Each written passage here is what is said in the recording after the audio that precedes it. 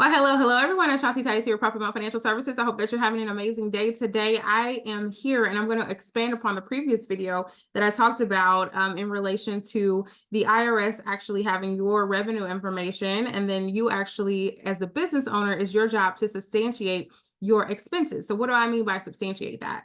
So one of the things you want to make sure is that you want to make sure that you have documentation in the form of receipts and invoices that are detailed as what you spent your money on, essentially. So it's not enough just to have those bank records or what have you, because it's only telling us who the vendor is and then the amount of money that it is, right? That's who is telling anyone that's looking at it. So the IRS, they want more detailed. What does that mean?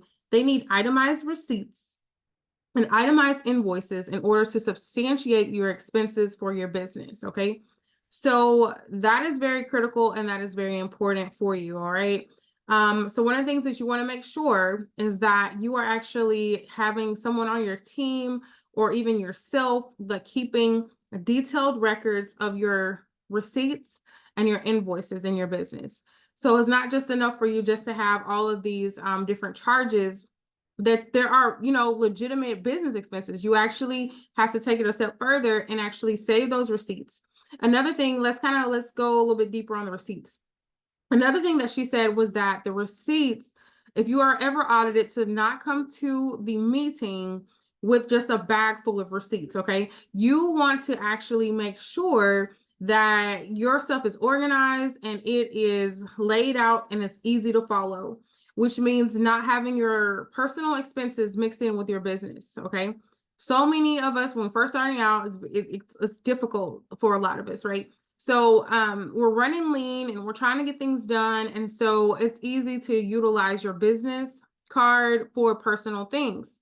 Well, one of the things that I did to kind of combat this, especially if you're first starting out, if you're, like, for instance, using PayPal or something like that, you can link your personal card on there, so where you're making transfers to your personal card so that you're not actually using your business card for a personal expense. Another thing you can do is, you, as a LLC owner, a single member LLC, that's specifically what I'm talking about, is you want to make sure that you, with a single member LLC, you can actually Zelle yourself certain distributions or what have you. So you can Zelle it as opposed to using that bank account extensively for personal expenses, because it opens you up to so many issues and so many problems. And it actually, you want them in and out. And she said, for an auditor, you want the auditor to be in and out of your life, essentially. So how do you do that? Have everything lined up together and make it, hopefully it makes sense. And it should make sense when they look at your books, okay? Another thing you want to do is you want to make sure that you're keeping documentation and records of your bank statements. You do not want to, I know that certain banks, they do not allow you to have access virtually over 12 months or 18 months or what have you. So it's a good practice to download them, like make a schedule once a month or once every quarter to go ahead and download those bank statements so that you have them, so you can substantiate a lot of your expenses and you can have them on record. You want them to be able to come in and go out if you're ever audited, because they've already beefed up a lot of their auditing efforts. They're utilizing AI technology, and they're also utilizing, from what I've saw, it was on Fox News, I believe, that they've been surveilling a lot of Americans' bank accounts, okay? So I want you guys to make sure that you are taking the necessary steps to protect yourself, protect your business.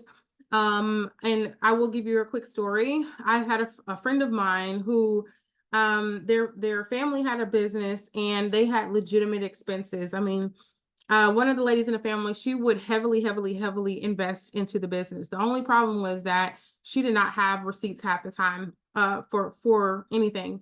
And so, unfortunately, she was actually audited. And when she was audited, $50,000 worth of expenses, they actually charged back to her as income on a personal level because she could not substantiate expenses. Guys, this is very important and very crucial. I don't care if you're just going over coffee and you're talking to a vendor or you're talking to a potential customer or client, or one of your employees or contractors, make sure you make a note on the receipts and keep that, okay? It is very crucial and very, very, very important, because once again, this is not to scare you. This is to prepare you so that you are more confident as you walk along this entrepreneurship journey. If you have any questions, or if you'd like to set up a consultation, I can show you exactly step by step what you need to do to make sure that you have everything that you need in order for a potential audit, and just to get ready for business funding, right? To get ready for investors, to get ready so you know what to forecast for the next year. All this stuff is very crucial and very important.